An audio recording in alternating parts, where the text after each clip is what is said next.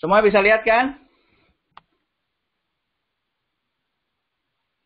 Lihat nggak ya? Ya, bisa lihat. Ya. Pertama, apa yang harus kalian lakukan? Gitu ya. Pertama adalah satu, stay calm. Di saat market lagi bearish, di saat market lagi jeblok kayak kemarin, gitu ya.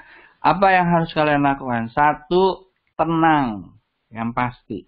Ya, psikologi bermain. Ingat, mindset bermain. Yang pertama kalian harus lakukan adalah tenang. Jangan panik. Dan kalau misalnya langkah kedua nih yang di kiri nih, jangan ditahan. Kemarin gue udah jelasin di kelas, jangan ditahan. Kalau jangan ditahan dia apa berarti Om? Kalau Asun bilang bahwa cerotin aja gitu ya. Kalau gue bilang jangan ditahan. Kalau ditahan nanti loss-nya akan lebih gede lagi. Kalau loss-nya lebih gede lagi, hidup lo akan susah. Level stres lo akan meningkat dan lo akan rentan kena virus. Ya, virus cemas, virus flu, gitu ya. Dan virus-virus yang lain. Gua nggak bilang virus yang lain, ya apa ya, tapi itu yang bilangin. Ya, apabila sudah tidak sesuai, penjelasannya apabila don't hold back, apabila sudah tidak sesuai dengan trading plan-nya kalian, CL. Ya, cut loss. Trading plan-nya kalian harusnya mempunyai titik stop loss. Kalau mempunyai titik stop loss berarti bagus. Dan berarti kalian harus disiplin dengan trading plan-nya kalian. Oke, jadi kalau misalnya tidak sesuai, CL-in aja udah. Plan-nya gimana? Stop loss-nya ada kan? CL-in. Oke, kalau misalnya lo nggak CL-in, akan kebawa terus dan yang ada akhirnya banyak orang yang stres kayak di 2008. Ya, jadi tolong kalian teman-teman, it will save your life gitu ya di CL. Oke, yang ketiga adalah yang ada di sini nih, sorry, wait and see. Kalau orang bilang, tapi gue bilang adalah wait and A. Wait, tunggu, dan A. A-nya adalah analisa. Lakukan analisa berhari-hari atau tiap hari untuk melihat apakah udah naik atau belum dan segala macam. Ya, jadi tunggu. Kenapa gue minta lo supaya analisa? Karena gue pengen tahu setiap saham itu akan berbeda-beda nantinya. Gitu ya, dia mungkin akan naik dulu. Mungkin lo pengen cut loss-nya nanti di mana. Atau lo mau ambil OP atau belinya di mana. Itu lo harus analisa. Pergerakannya tiap bandar ataupun yang makan isi di saham tersebut akan berbeda. Ya, jadi kalian harus W and A. Gitu ya. Nah, selalu jadi di saat tersebut kalau kalian analisa, maka kalian akan tahu momentum yang tepatnya seperti apa atau enggak. Kayak apa tuh Om? WNA-nya, gua ke langkah berikutnya dulu ya. Langkah berikutnya adalah salah satu guidance untuk antisipasi market bearish adalah find the right sector. Cari sektor yang paling oke. Gitu ya. Jadi intinya apa adalah kalian harus menganalisa sektor-sektor mana sih yang paling cepat rebound di saat market lagi bearish atau saat resesi terjadi. Ya, hari ini belum terjadi resesi. Ya, definisi resesi adalah secara 2 kuartal berturut-turut GDP market global, gitu ya. Kalau resesi global adalah GDP market global harus turun. Ya, saat ini belum. Baru ada beberapa negara yang first quarter-nya GDP-nya sepertinya akan turun. Gitu ya. Tapi belum terjadi. Kita tunggu. Dan hal itu bisa kita tunggu karena orang masih fear, belum ada yang materialize, kita tunggu laporannya setiap negara-negara tersebut. Most likely kalau G20 3 2-3 negara mengalami GDP-nya minus, terutama top 20 atau top 5-nya gitu ya, G5 atau G7, maka kita akan mengalami resesi global. Oke. Nah, terus kalau ada resesi gimana? Kalau ada resesi terus kita caranya gimana? Lo nggak usah takut. Nggak usah panik. Lihat chart, lihat market, raise above it. Raise above it itu berarti apa? Berdiri di antara fear-fear tersebut. Lo lihat, apa sih peluangnya? Mana sih yang bisa benar-benar gua mulai gua cicil? Nah, itu yang harus lo lakukan. Jangan mau di fear sama orang-orang bilang bahwa ini akan goceng, ini akan 4.000 dan segala macam. Fine, 5.000 goceng juga nggak apa-apa, 2.000 pun nggak apa-apa. Cuman gua harus lihat peluangnya itu ada di mana ya. Jangan cuma lihat peluang jual masker doang, peluang buat buka apoteker doang. No, bukan kayak begitu gitu loh. Peluangnya ada di kita sendiri. Peluangnya ada di kita yang bisa mengantisipasi market. Oke? Nih gua kasih tahu, find the sector. Ya, gua kasih tahu contohnya bagaimana cara find the sectornya, paling gampang. Nih. Ini adalah, teman-teman. Salah.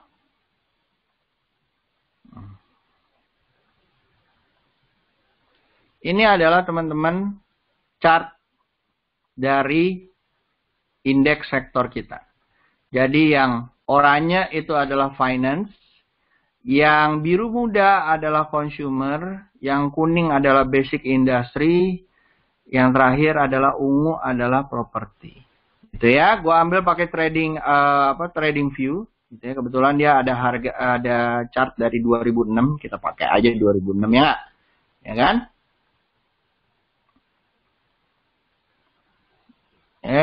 Salah. Nah.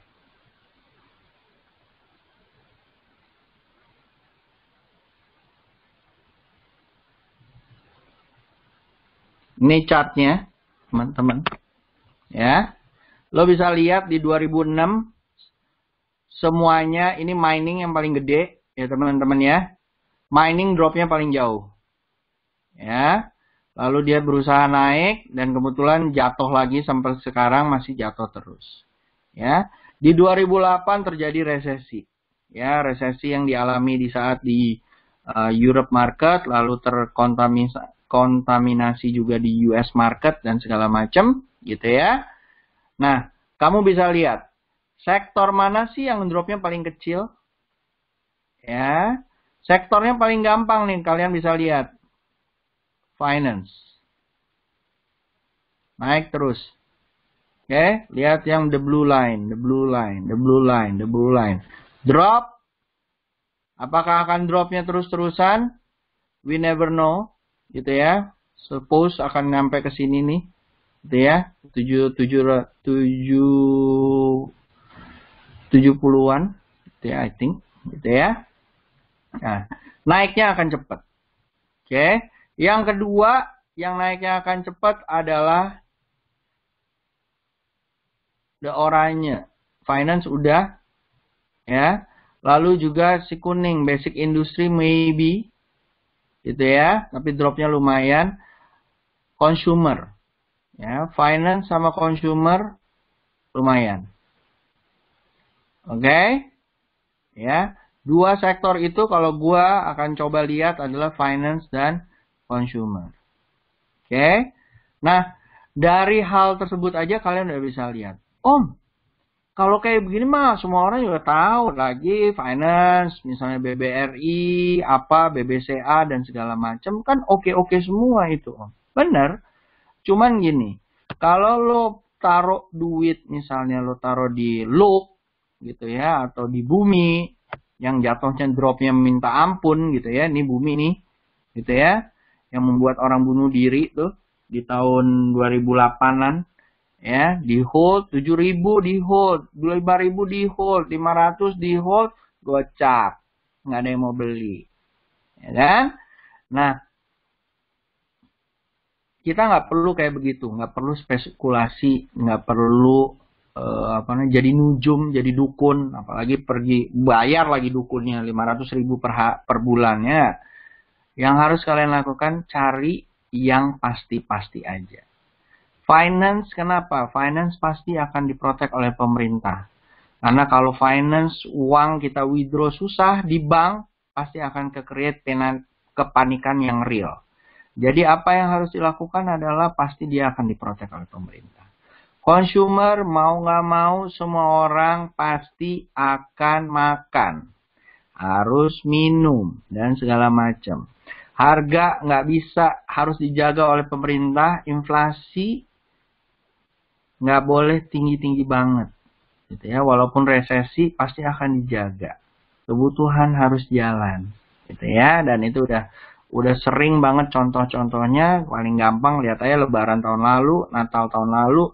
Harga coba ditekan, harga makanan coba ditekan, harga beras coba ditekan, daging coba ditekan, ayam coba ditekan. Seperti itu. Jadi, dua sektor tersebut di saat resesi lumayan untuk dilihat. Tinggal kita cari aja nih yang leadingnya yang mana. Oke. Paling gampang gue kasih contoh ya teman-teman ya. Nih contohnya. BBCA. Oke. Gue ambil 1 month. Ya. BBCA. BBCA di tahun 2018 dia sempat jalan nih ke sini nih. Ya, sempat ke 20 ribuan, 21 ribu. Ya, padahal koreksi sedikit doang nih. Dari 24 dulu di 2018 gue tahu banget teman-teman gue, ya ampun om, BBCA 25.000 mahal om, 25.000 mahal. Mana ada gue duit buat beli BBCA om, gitu kan. 20.000 gue bilang beli om, beli. Enggak ada om, aduh 21.000 mahal. Look at BBCA kemarin sebelum drop. Even sekarang pun taruh dia 31.000. Dari 21.000 atau 22.000 itu udah 10.000 naiknya by the way guys. 10.000 naiknya itu adalah 47% atau 48% kalau nggak salah. Ya, kalau kalian bisa jago banget lepas di 35.000 gitu ya, itu berarti 52% atau 51%. Oke, di saat itu terjadi, kalau lo naruh 1M karena dia big FA, big market gitu ya, bisa lo taruh 1M ke atas gitu ya. Kalau yang cemen-cemen 1M biasanya lo nyangkut gitu kan, atau lo taruh puluhan M di situ masih bisa. Dan growth your money 50%. Nggak usah deh 30%. Berapa dapatnya? Oke. Nah, even di saat dia drop nih di sini berapa persen nih? Dari 3.700 dia drop ke 2.400. Oke, lumayan tuh dropnya. Ya, di saat dia drop seperti ini, ya teman-teman, dia naiknya itu dalam waktu setahun, ya dari 2009 ke 2010, nih, ya 6.600, 2009, 3.000, berapa tuh persennya? Hampir 100% kan, dalam waktu setahun. Your money will be back. No. Apalagi yang sekarang kayak begini. Oke. Apakah ini bottom? Kemarin near 30.000 aja udah mulai banyak yang beli. Kalau kalian tahu price actionnya ini adalah buy pressure. Ya. Yang dimana di sini hampir nyaris kena ya masa sideways-nya kemarin.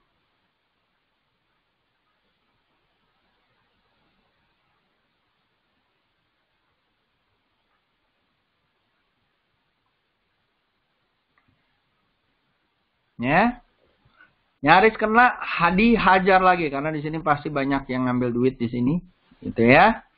Nah.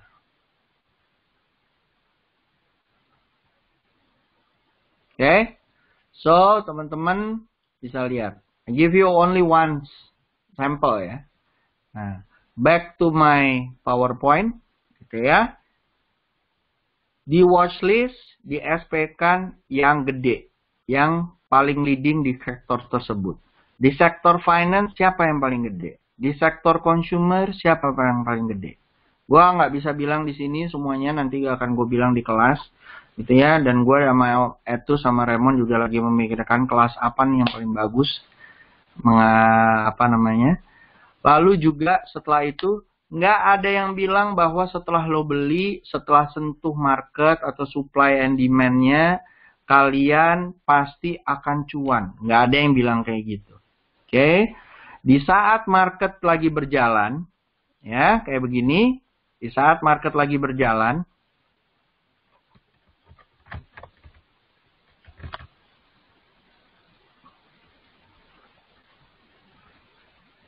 ya,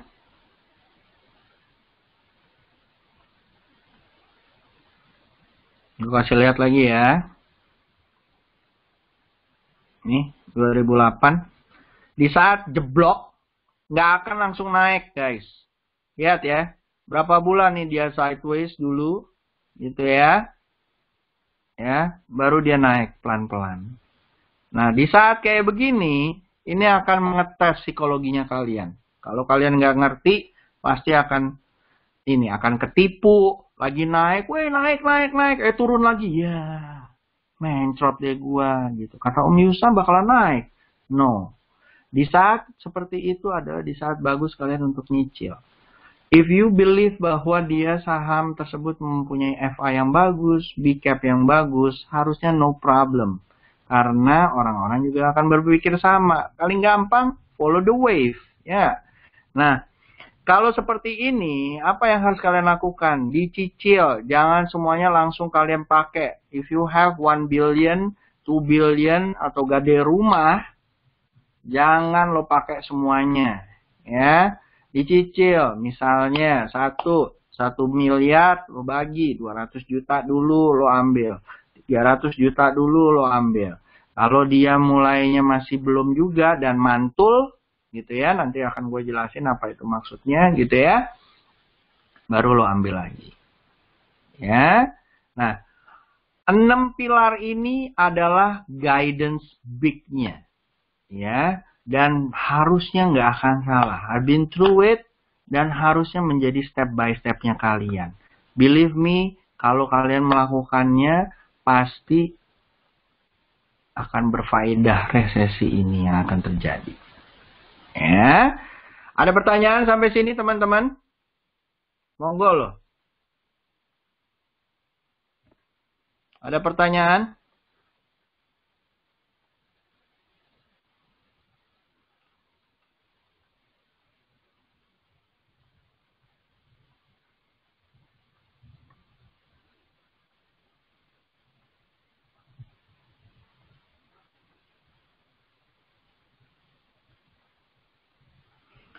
Kalau keburu nyangkut gimana Om tipsnya? Tadi udah gue bilang kan di awal. Kalau keburu nyangkut, apa yang harus lakukan? Trading plan lo apa? Kalau trading plan lo nggak ada, dan lo lihat, kalau lo trading plan lo nggak ada, ya, lo tarik garisnya. Apakah akan lebih dalam lagi atau enggak? Kalau misalnya akan lebih dalam lagi, sahamnya juga saham bapuk, FA-nya juga nggak bagus, TL, better to have cash, daripada lo nyangkut di saham yang nggak jelas. Oke, BRPT. BRPT. Ini orangnya nyangkut di saham BRPT atau gimana? BRPT, oh maksudnya apa BRPT? BRPT minta dianalisa kali ya, nanti gue buka analisanya. Tadi pertanyaannya adalah kalau keburu nyangkut gimana? Itu yang bilang. Satu, pertama lo harus review kalau keburu nyangkut ini part dari lo trading atau investing. Ya, beda cara. Kalau investment lo percaya banget kayak Opa Warren Buffett bahwa saham ini naik nantinya, lo cicil lagi pas di bawah atau pas naik. Ya, tapi kalau bukan lo trading, lo lihat trading plan-nya. Trading plan lo seperti apa? Kalau lo nggak punya SL-nya, kalau lo di trading plan itu nggak punya stop loss-nya, maka lo garisin, lihat Next fraktalnya, next supportnya di mana. Kalau jauh dan sudah terjebol kan, mendingan CL. Oke.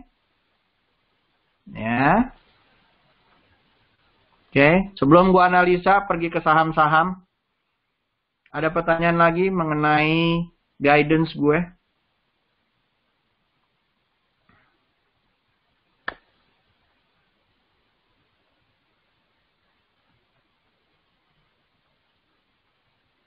Contoh candle yang mantul dari support. Candlenya paling gampang adalah yang engulfing. Ya.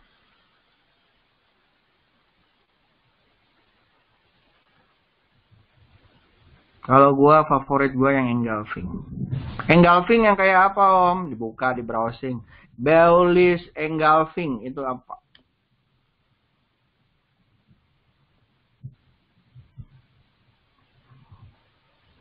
Oke. Ada lagi?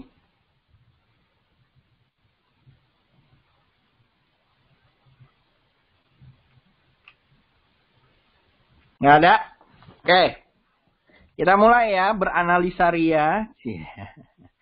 Biasanya milih leading dari suatu sektor gimana, Om? Leading di suatu sektor gampang aja ya. Biasanya dia yang penggerak sektor tersebut. Misal mining, biasanya PTBA, ITMG, gitu ya. Kalau misalnya finance, biasanya ya itu doang. BBCA, BBRI, BBNI, gitu ya.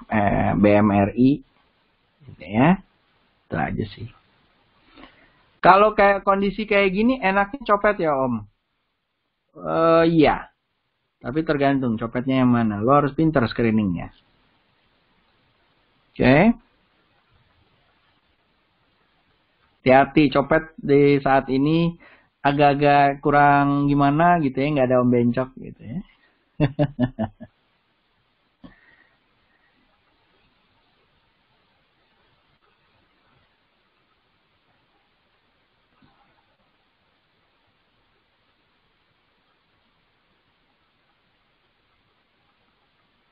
Oke. Ada lagi?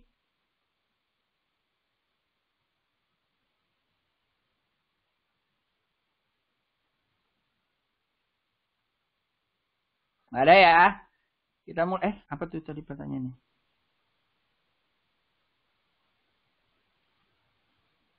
Bisa, boleh dari market cap, boleh.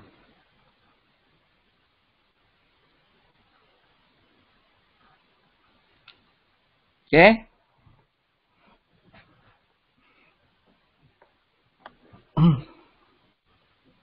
Alright.